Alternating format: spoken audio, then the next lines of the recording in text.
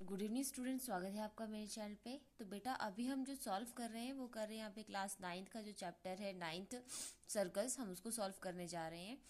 और ये हमारा फर्स्ट है। इसके लिए आपको सीखने के लिए एक बेसिक सा थ्योरम याद रखना पड़ेगा, जो कि आपके बेस थ्योरम छोड़िए, आपको नॉर्मली ऐसे सिखाते हैं, ये थ्योरम व्योरम के चक्कर में नहीं फंसेंगे, ठीक है।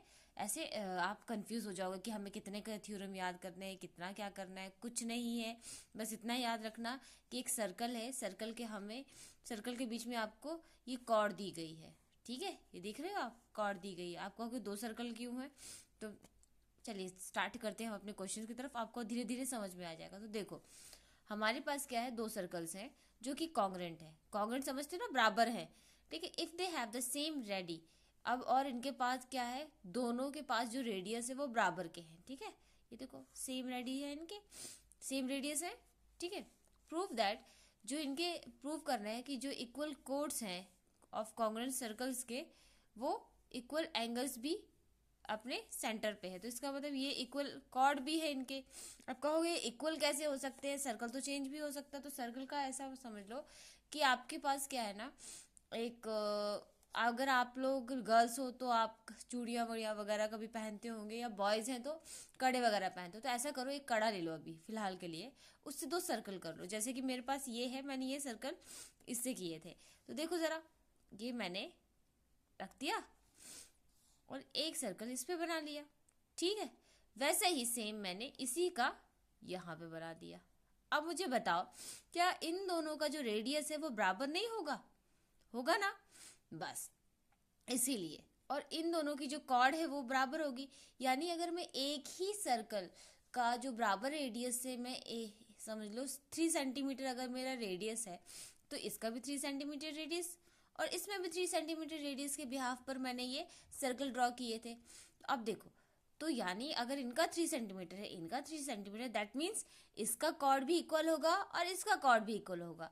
अब हुआ समझ में आई बात, कि इसका अगर रेडियस सेम है और इसका रेडियस सेम है, तो इनके कॉर्ड्स भी सेम होंगे। समझ में आ गई?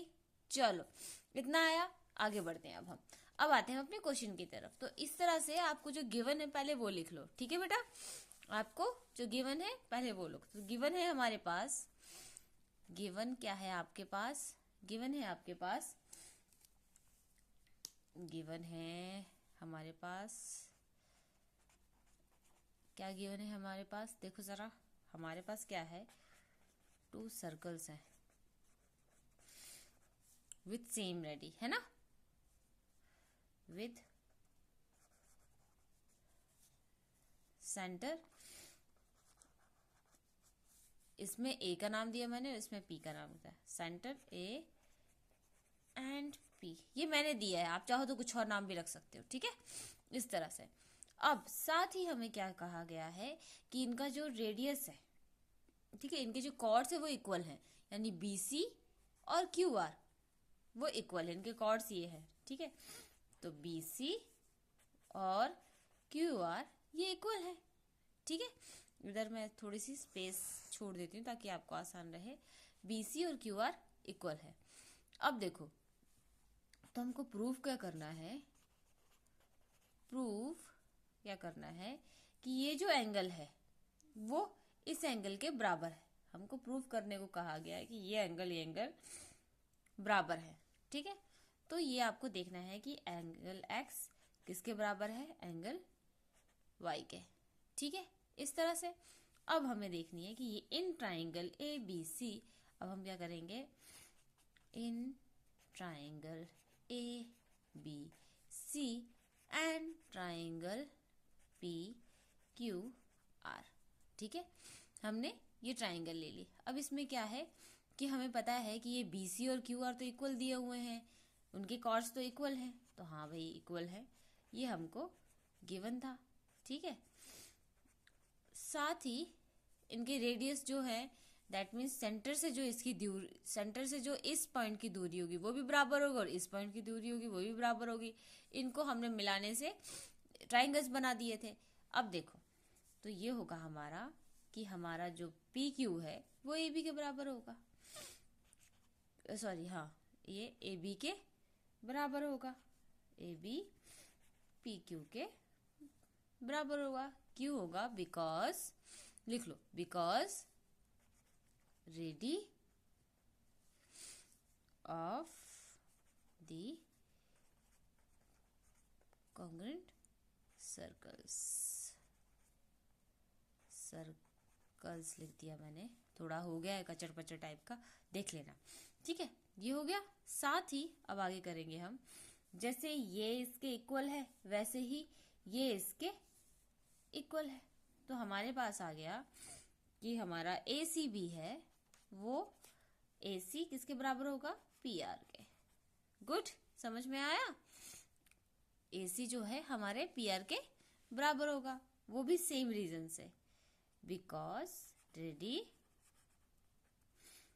Of the congruent circles. ठीक है, अब आई समझ में? इस तरह से तो ये हमारा हो गया। अब देखो, ये भी साइड, ये भी साइड, ये भी साइड, यानी जो हमारे ट्राइंगल्स हैं वो कॉन्ग्रुएंट हो जाती हैं। तो ट्राइंगल हमारी, ट्राइंगल ABC कॉन्ग्रुएंट हो रही है ट्राइंगल PQR। कॉन्ग्रुएंट हो गई कौन से रूल से? बाय SSS रूल से। ठीक है, हो गई। चलो, अब इससे ये साबित होता है कि ये जो एंगल है इन दोनों के वो भी बराबर होंगे। Angle X equal to angle Y by CPCT। बस इतना सा ये क्वेश्चन था। ठीक है बेटा, आसान था ना? तो इसको हम इस तरह से सॉल्व करेंगे। बहुत इजी है, बहुत आसान है, इसको जरा प्रैक्टिस में करोगे। वही ट्राइंगल्स वाला कॉन्सेप्ट है, यही फॉलो होगा, ज्यादा कुछ नहीं है। अगर इसका रेडी एक जैसे एक रेडियस का अगर आपने ट्राइंगल लिया है तो उनके जो कॉर्ड्स हैं वो भी बराबर होंगे, उनकी जो दूरी होगी मिड पॉइंट से वो भी दो बराबर होगी, उसके सेंटर से जो दूरी होगी वो भी बराबर होगी। यही आपको याद रखना है। ठीक है, दो कॉन्ग्रुएंट, जैसे एक ट्राइंगल्स हम कॉन्ग्रुएंट करते थे वैसे ही सर्कल भी हम कॉन्ग्रुएंट उसी तरीके से कर रहे हैं। चलो, मिलते हैं नए क्वेश्चन के साथ नेक्स्ट वीडियो में। तब तक ले bye, thank you so much. अगर आपको मेरा वीडियो पसंद आया हो तो प्लीज चैनल को सब्सक्राइब करें, वीडियो को लाइक करें और अपने फ्रेंड्स लोगों से भी शेयर करें। Thank you so much.